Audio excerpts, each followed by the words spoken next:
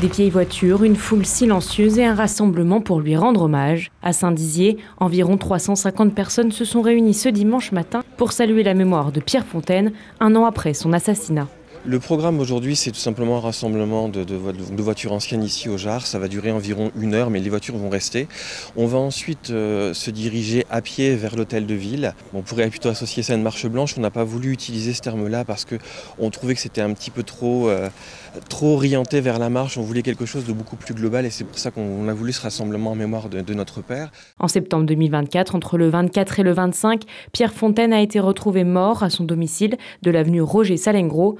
Ligoté, frappé, le septuagénaire est victime d'un crime d'une rare violence. 1 an plus tard, l'enquête confiée au service régional de police judiciaire de Reims n'a pas abouti. Aucune piste, aucun suspect, aucun mobile ne se dégage. L'affaire reste à ce jour au point mort. Ses fils, Xavier et Olivier, ont décidé d'organiser un hommage public, un moment de recueillement, mais aussi un moyen de rappeler que l'enquête doit avancer et que les questions restent nombreuses.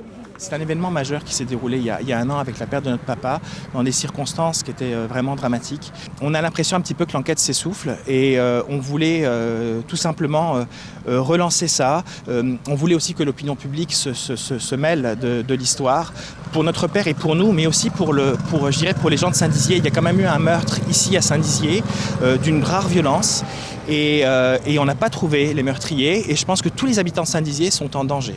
Dans un parc du Jard aux couleurs d'automne, les vieilles voitures s'alignent, les associations sont présentes. Un clin d'œil aux passions de Pierre Fontaine, des proches, des amis, des bragards prennent part à la marche jusqu'à l'hôtel de ville. Sur le perron de la mairie, les frères prennent la parole, remerciant la foule, rappelant ce qu'était leur père et demandant que l'enquête se poursuive coûte que coûte. À l'annonce de ce rassemblement, les services de police nous ont contactés pour nous rencontrer, mon frère et moi, dès la semaine prochaine. Ils ont également pris contact avec nous pour lancer un appel à témoins. L'APJ cherche, je relis dans les termes, toute personne susceptible d'apporter des informations utiles intéressant l'enquête, notamment tout comportement suspect ou inhabituel, individu ou véhicule, à proximité des lieux, sur la période concernée, voire quelques jours avant les faits, laissant supposer un repérage.